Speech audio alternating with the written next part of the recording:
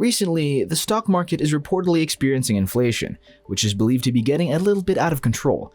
And in order to secure their portfolios from the negative effects that this will have, most investors, if not all, will be looking to invest in a type of investment that is secure enough to lessen the concern that this crisis will inevitably cause.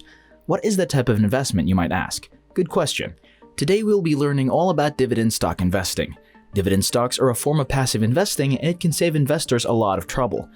Dividend stocks, however, are more preferable for individuals with a low risk tolerance as they are a long-term investment, although anyone interested can certainly try them. If you want to learn how, stick till the end of the video and find out. Hey, welcome to Stock Market Mate. Today we'll talk about how to invest in dividend growth stocks during an inflation. Before we get into it, subscribe to the channel and hit the notification bell to help us beat the YouTube algorithm. If you're done with that, then let's get right into it. What are dividend stocks? For starters, let's talk a little bit about what a dividend stock is. Dividends are basically a distribution of payments for companies from their respective shareholders, usually from the extra fees they have profited. These companies are mostly already matured, which means they generate about $1 million profits or more. Since they have this extra money, they usually have two choices on what to do with them. Either they reinvest this money for future development of their business, or give them out to their investors in the form of dividends.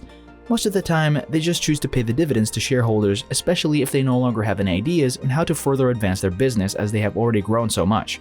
The investors, in turn, also have a few other choices when they receive dividends. They either reinvest them or keep the money to themselves, but we'll explain a little bit about that part later. Dividends are usually distributed according to how many shares an investor owns in the company. Furthermore, dividends are generally distributed quarterly to stockholders, but may also be paid monthly, semi-annually, or annually.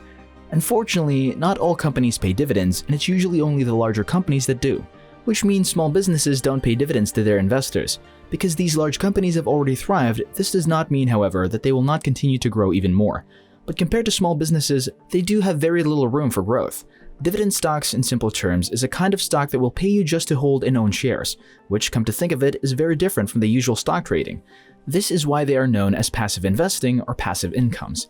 These stocks don't just provide a regular income stream, but also protect your money against inflation, which makes them ideal for today's market conditions. How dividend stocks hedge against inflation?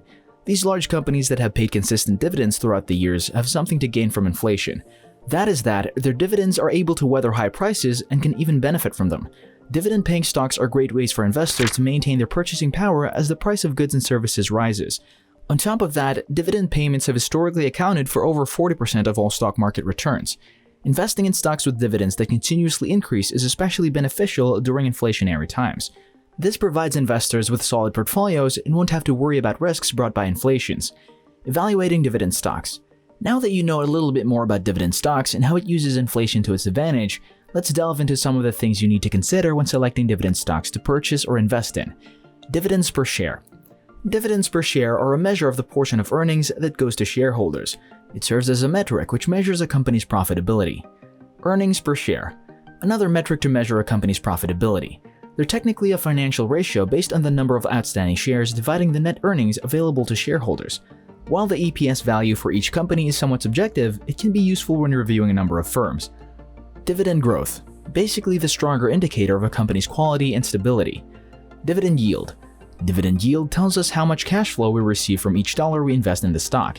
It measures how much a corporation pays out in dividends each year as a share of its current price expressed in percentage terms.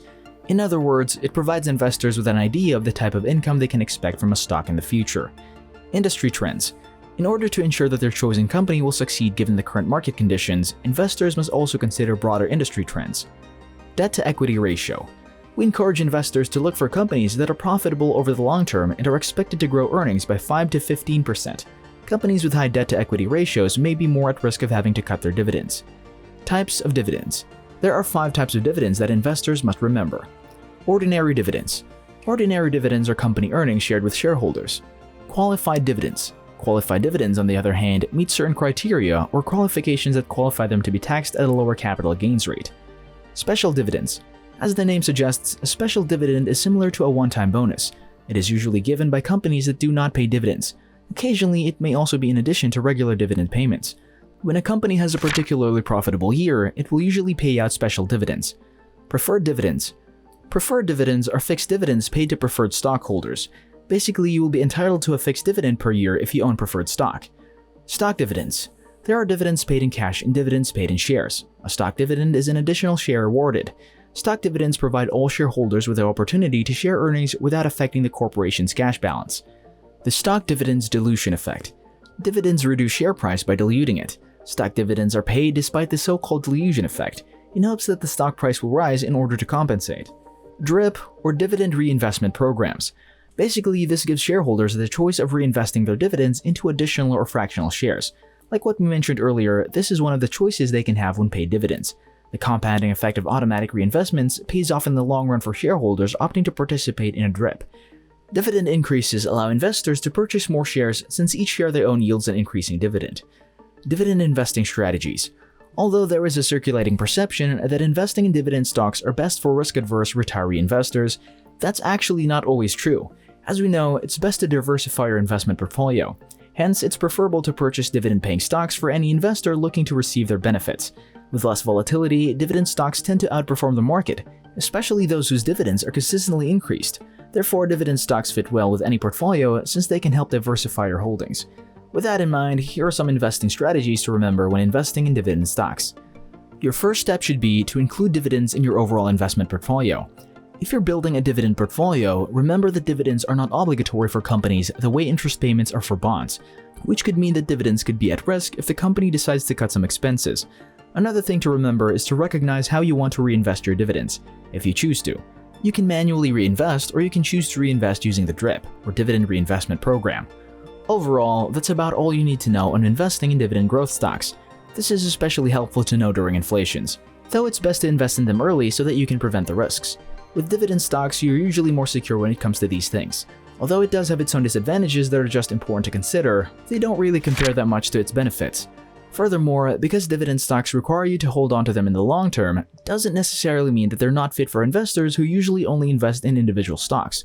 Since inflation is always a potential concern for all investors, it's best to look to diversify your investments with dividend stocks as an opportunity to fend off risks of unfortunate market conditions. Well, that's about it for today. If you found this video helpful, kindly click the like and subscribe button. Also, you might want to leave a comment below. We love hearing from you. Thank you for watching, and we'll see you in the next video. If you enjoyed this video, you're going to want to watch one of these two videos right here. Enjoy!